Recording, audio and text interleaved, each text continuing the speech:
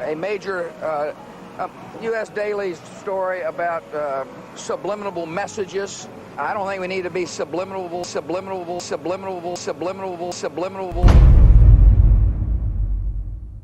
Television is a massive mass hypnotist to the global mind. And what happens is it is implanting a belief in reality by the minute, and then once we take on that belief implanted, when information enters the eyes, we edit it on the basis of that belief. And so what the global population is subjected to, suffering from, is actually literally mass hypnosis.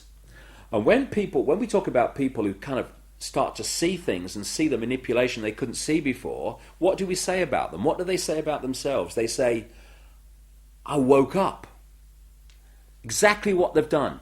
When people start to go, hey, I can see it now, it's like someone has gone along, like the hypnotist, and clicked their fingers, and it's like, oh, I can see it now. Mass hypnosis. And that is the greatest hypnotist on the planet, and that's the basis of why it was created. A 49-year-old unidentified man went berserk last night. Where does she get her view of the world? Shotgun. 14 people are dead, including 3 Who will be her children. role model? Never been a better time to buy. What values will she have? Whose child is she? Yours or the network's?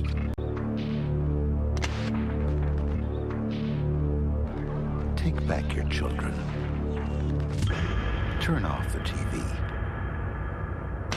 And when you start to research the subliminals in advertising and television, what staggers you is not what they do and what's there, but the scale of it. I mean, it's like our consciousness is being hit by an explosion of this stuff.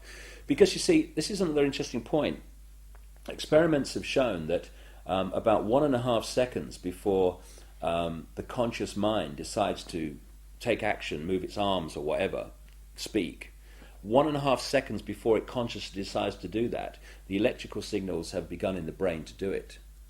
For me, the conscious level is the experiencer and observer of reality, but the subconscious is the creator of it, the generator of it. And this is why the Illuminati want the subconscious mind through subliminals. What does subliminal mean? It means below threshold. It's below the threshold the conscious mind picks up, but the subconscious mind picks everything up like a sponge. And therefore they are planting these thoughts into the subconscious, which then filter down into the conscious, and we think we're having our own thoughts, when actually they're implanted thoughts done at a subliminal level. Rats were caught in the sewers a week ago. Now they're stopped. When the plastic door is raised up, the rats will shoot out like bullets. It was a common punishment in Imperial China. Do it to Julia. Do it to Julia. Not me. Julia.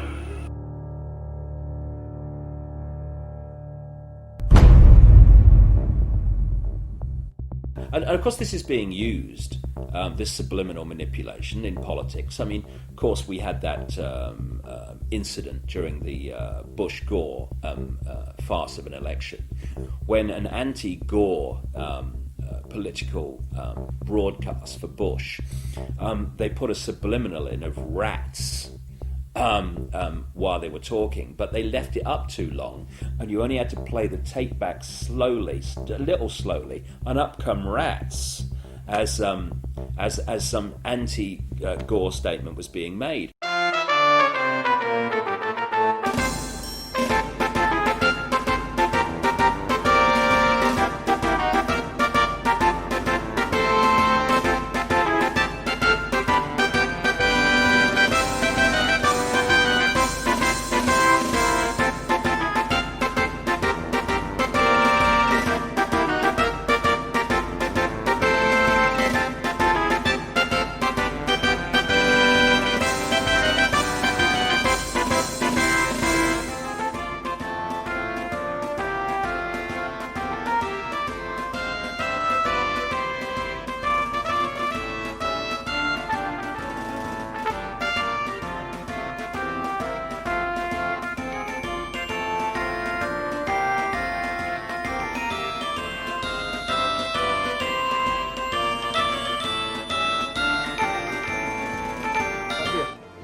solicito tu voto para seguir luchando por el futuro de nuestros hijos.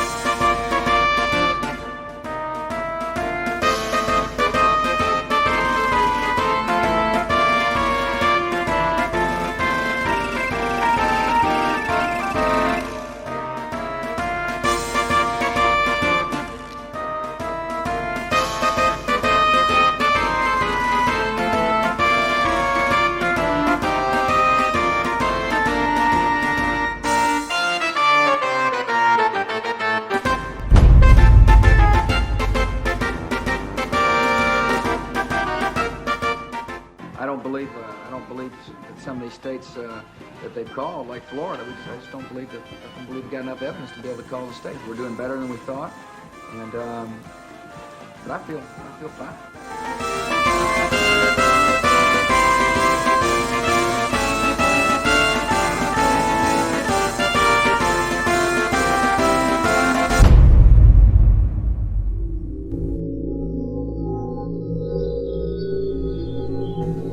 In accordance with the laws of the state of Florida, I hereby declare Governor George W. Bush the winner of Florida's 25 electoral votes for the President of the United States.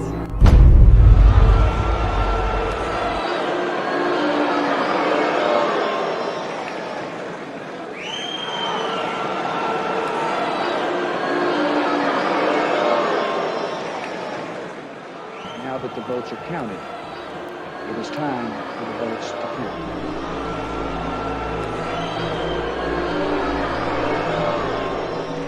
I wish to point out that our American democracy has triumphed once again.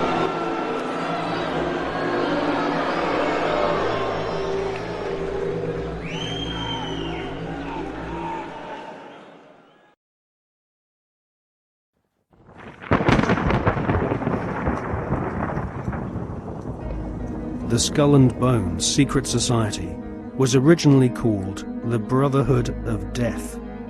George Bush Jr., his father George H.W. Bush, and his grandfather Prescott Bush have all been initiated into this macabre fraternity, which was established in 1832 at Yale University by William Huntington Russell, whose family were America's biggest opium smugglers. George W. Bush was initiated into the Skull and Bones Brotherhood of Death in 1968. The ceremony took place at the Society's headquarters, which is a stone building with almost no windows. This mausoleum-type building is known as the Tomb. There is a small enclosed courtyard, an internal chamber where initiates lay masturbating inside a coffin, and a museum of artifacts held sacred by the Society's members, which are all called Bonesmen, regardless if they are male or female. Many of the artifacts inside the Skull and Bones headquarters have been stolen by its members. To prove their devotion to the Brotherhood of Death, Bonesmen have robbed graves, bringing human skulls and skeletons back to their tomb and placing them in glass display cabinets. For nearly 40 years, George W. Bush has been an active member of this most bloodthirsty occult secret society. His allegiance is primarily to his fellow Bonesmen, not the American people.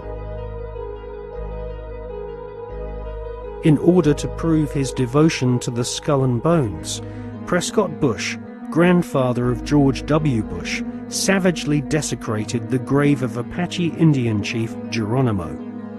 Prescott Bush robbed Geronimo's grave and had Geronimo's skull placed in a display case alongside the order's other treasured possessions, which include silver tableware from Hitler's Eagle's Nest headquarters in Nazi-occupied Austria. Welcome to the satanically inspired secret world of the Skull and Bones Brotherhood of Death. Welcome to the sick world of the Bush family.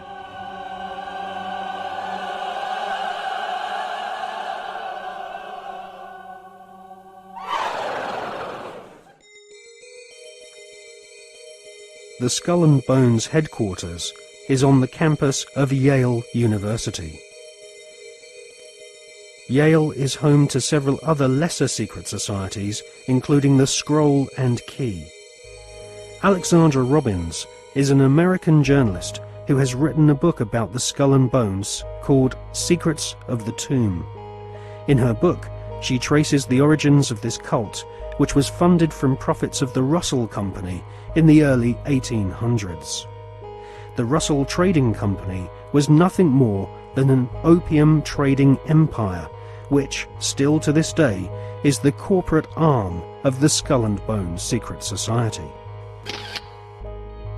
William Huntington Russell had travelled in Germany during his student years and was befriended by a disciple of Adam Weishaupt's Bavarian Illuminati. Upon returning to the USA in the early 1800s, Russell used some of his family's opium wealth to fund the building of the tomb at Yale University. Russell initiated several of his fellow classmates, including Alphonso Taft, who would go on to become the Secretary of War and ambassador to Russia. Alphonso Taft's son became President of the United States, and so a time-honored tradition of hereditary membership of the Skull and Bones Brotherhood of Death was begun. We see this tradition continued to this day, with senior Bonesmen encouraging young initiates to marry into each other's families, their sons and daughters following in their parents' footsteps and becoming disciples of this most unholy of orders.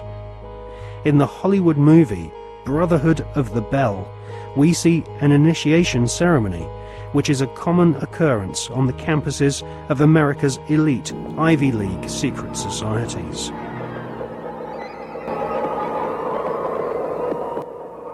Mr. Patterson, Philip Everest Dunning, Mr. Chad Harmon, Mr. Dunning. Mr. Dunning, the articles and letters of the Brotherhood.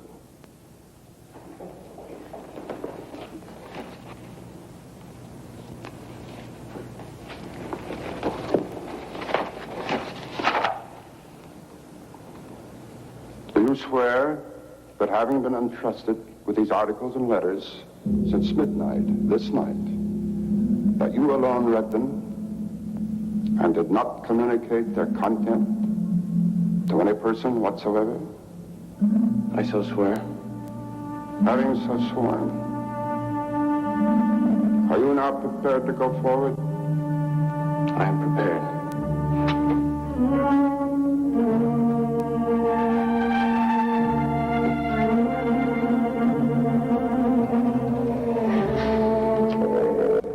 Mr. Dunning, for over 200 years, Brothers of the Bell have been initiated before the spell, and in the same ceremony, at sunrise. 22 years ago, Mr. Patterson stood due east in your place, and I became his senior, as Mr. Patterson is now yours.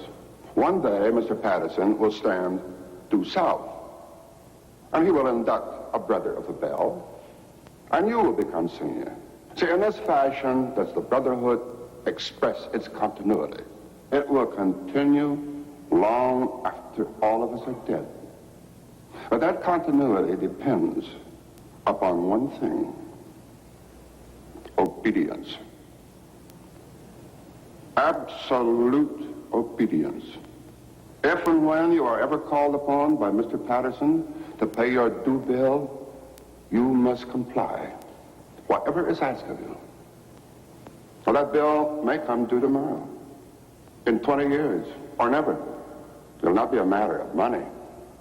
It will be an act of fealty, of loyalty to the Brotherhood of the Bell. Now, if you require anything at all, get in touch with your senior, and he will see to it that it's arranged for you. Are you ready for the oath? I am. The oath, gentlemen. I, Chad Everest Dunning, do swear in absolute faith that I shall reveal no secret of the Brotherhood of the Veil, that I shall respect my brothers and myself, that I will act as they desire, secure their interests as if they were my own. And I pledge this, my honor, my fortune, and my life.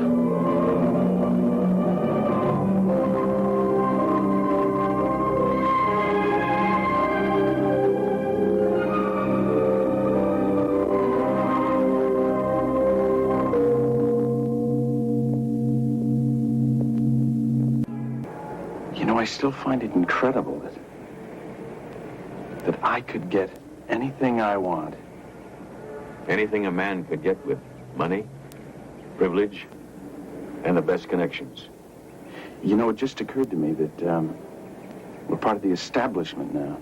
Not part. The establishment.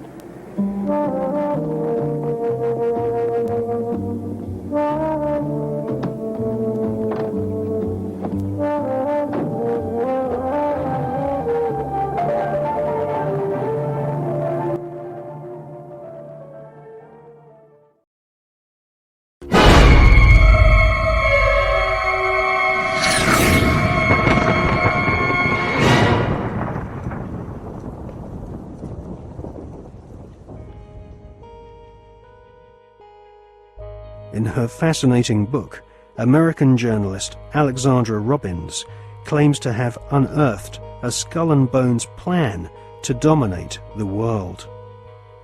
One can't help recognizing the fact that in the 170 years since the formation of the Skull and Bones Society, it has members in the most influential jobs all over the world. New initiates seem to fall effortlessly into high-paid jobs within banks, media organizations, government agencies, and huge corporations which earn vast profits from government defense contracts. Some researchers claim that all members agree to tithe their wealth over to the society, thus ensuring that their offspring will become future initiates of the Brotherhood of Death. The Skull and Bones Brotherhood of Death recruits members from America's billionaire aristocracy.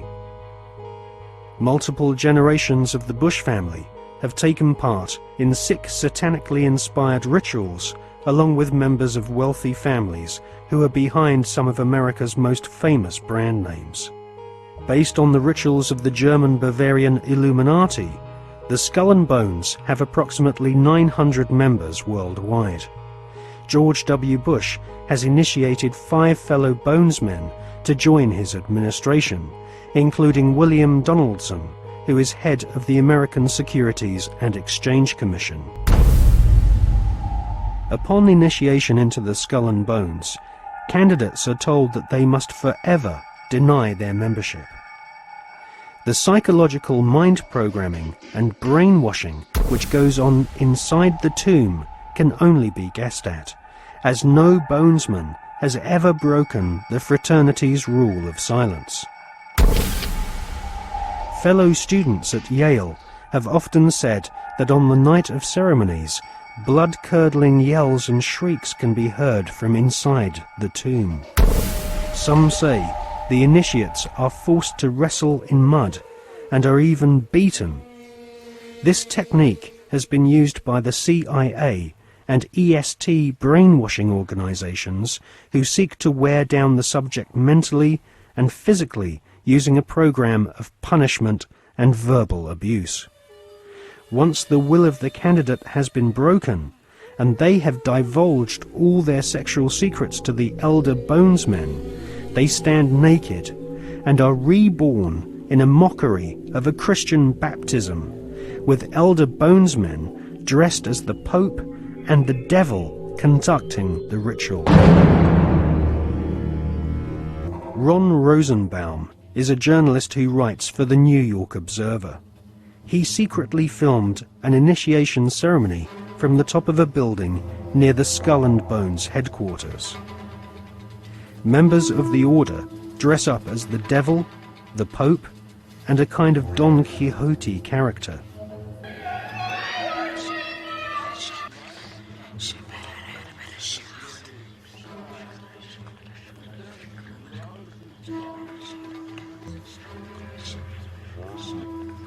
The Pope wears a white monogrammed slipper which rests upon a stone skull. Each initiate is led into a chamber where fellow members shout obscenities and abuse the new initiate. The initiates are told that they are superior beings and are part of a privileged elite who use war, terror, and famine to control Earth's human population. This callous philosophy was illustrated in the Hollywood movie Skulls, made in 1999.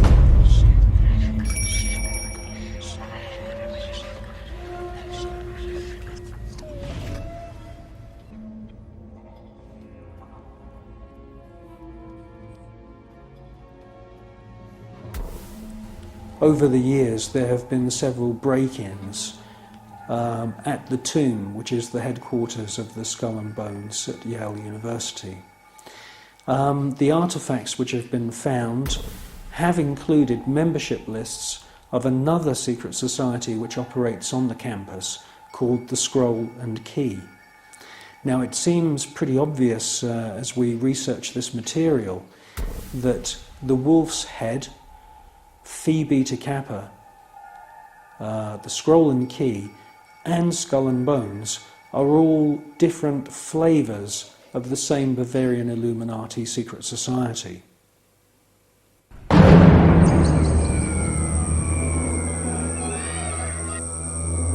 One by one, each new member is thrust to his knees and bows before the devil.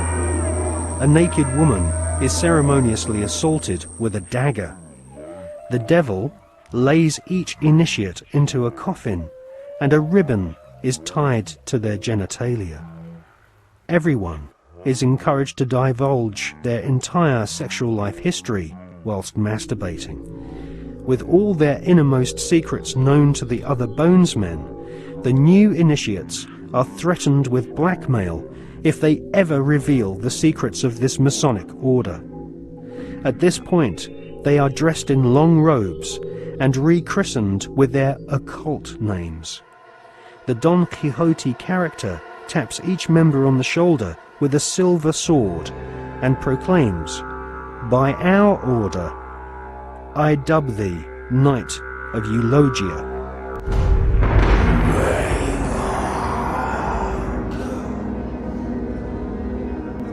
We can exclusively reveal that George Bush Sr.'s occult name is Magog, which is the name of the evil army commanded by Satan to visit Earth and destroy the kingdom of Christ.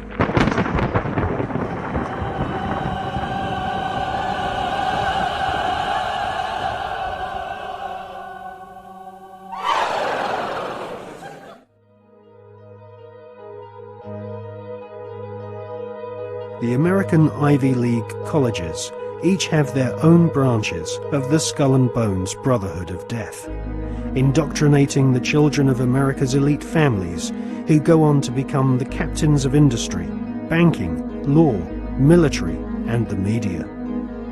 The epicenter of this elite cabal is Yale University. The last 3 presidents attended Yale, as did the terrorist expert Paul Bremer III, who governs Iraq for the Bush-Cheney Skull and Bones elite. Members of the Anglo-American Illuminati network also share the same philosophy. They believe in a single, all-powerful superstate, which is governed by a single world leader. If the Illuminati were successful, and their dream would come true, it would be a virtual hell on earth.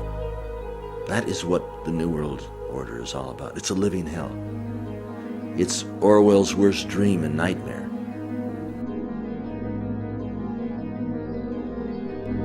Well, to understand the philosophy of the Skull and Bones Society, you have to understand the philosophy of 18th and 19th century Germany with people such as Hegel.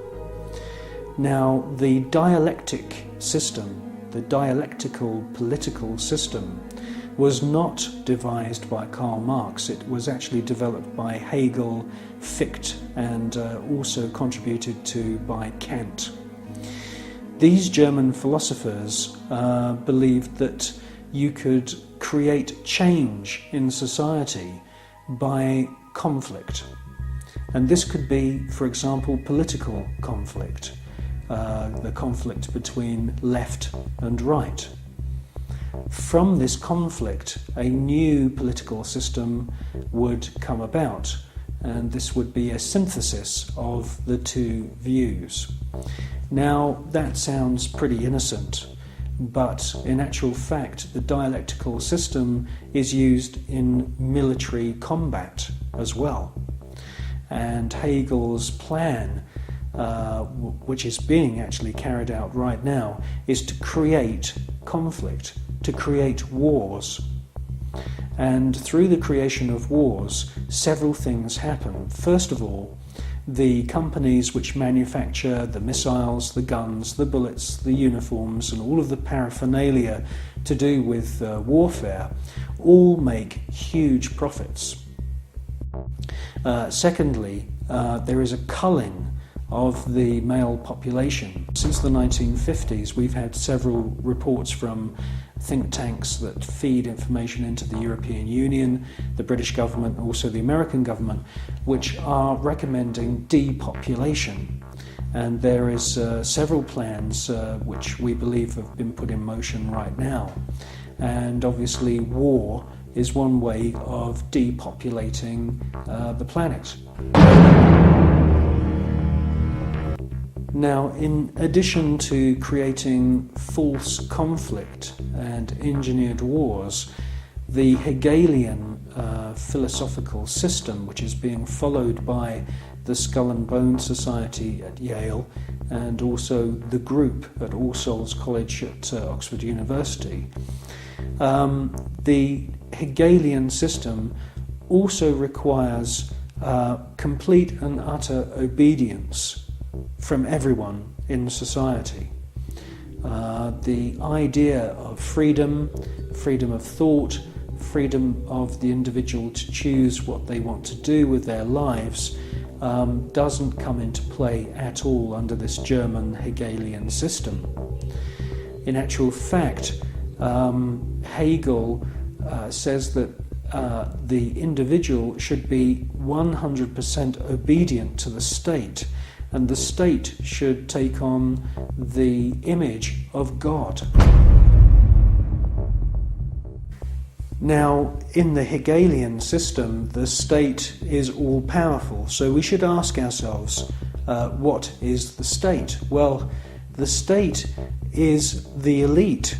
The state is the royal, aristocratic hierarchy who are able to maneuver and live their lives in any way that they choose because they are super wealthy. Now, let's just talk about super wealth and super wealthy people. I can tell you now, after meeting quite a few of them, that they are very, very different to you or me. When I'm talking about super wealth, I am not talking about Puff Daddy who has allegedly 3 Bentleys. I'm talking about super wealth, family wealth, which was in the millions back in the 19th century. Now, when we look at this hierarchy of aristocrats and royal families around the world, we can see that they are the state. They are the people that the robots, I call them robots, the civil servants who run the machinery of the state. It is the civil servants who swear allegiance to this elite. When you join the British civil service, You do not swear an oath to serve the British people. You swear an oath to serve the monarch. It's the same when you become a spy. When you join MI5 or MI6 or any of the other DI or MI agencies, and there's many of them run by the British government, you are swearing allegiance to serve the reigning monarch, not the British people.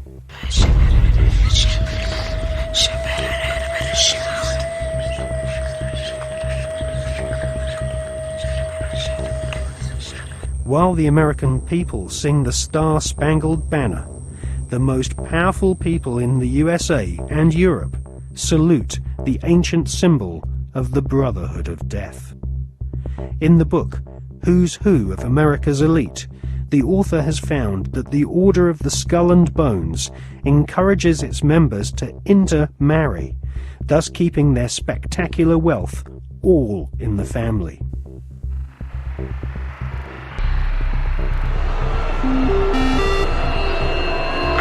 Good evening. Today, our fellow citizens, our way of life, our very freedom came under attack.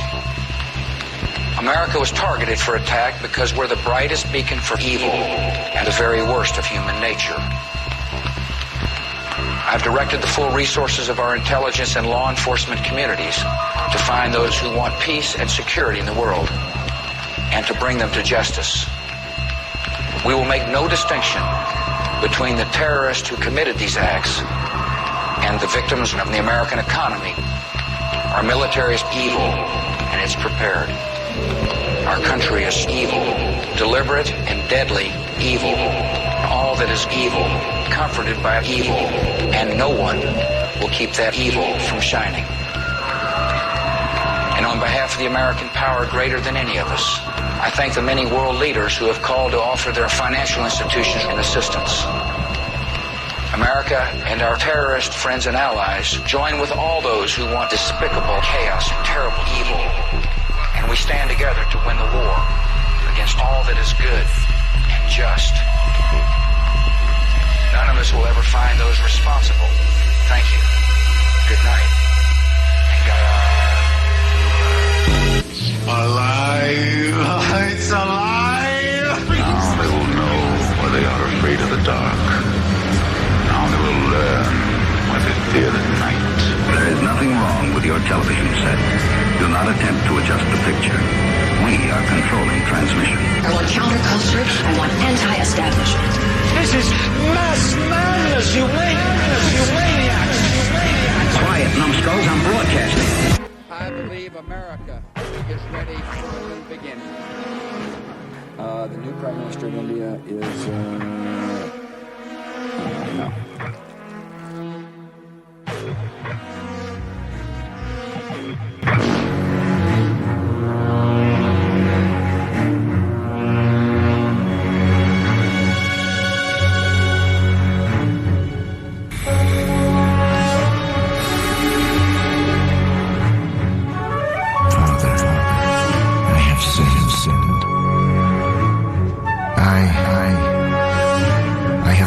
Killed many people. For money. Out of ignorance. Out of evil. Out of hatred.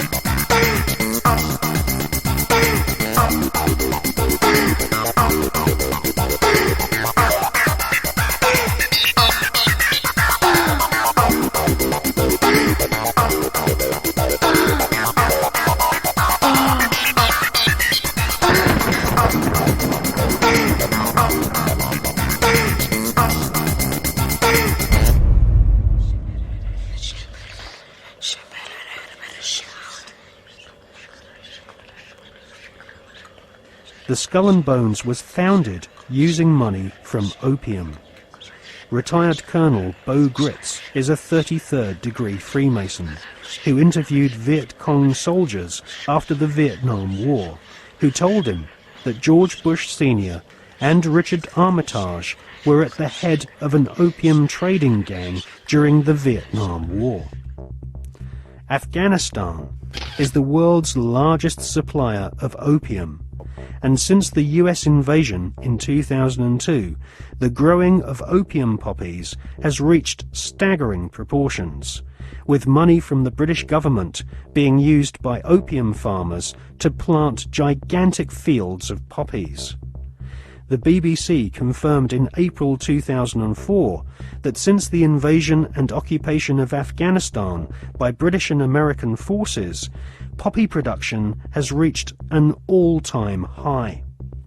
Bonesmen have never had such an ideal opportunity to follow in the footsteps of their forebears and start smuggling opium. The American and British war machines are commanded by men who have all sworn allegiance to the blood-curdling murderous demon gods of the Illuminati. They are sacrificing the lives of your sons and daughters on the altar of the all-seeing eye.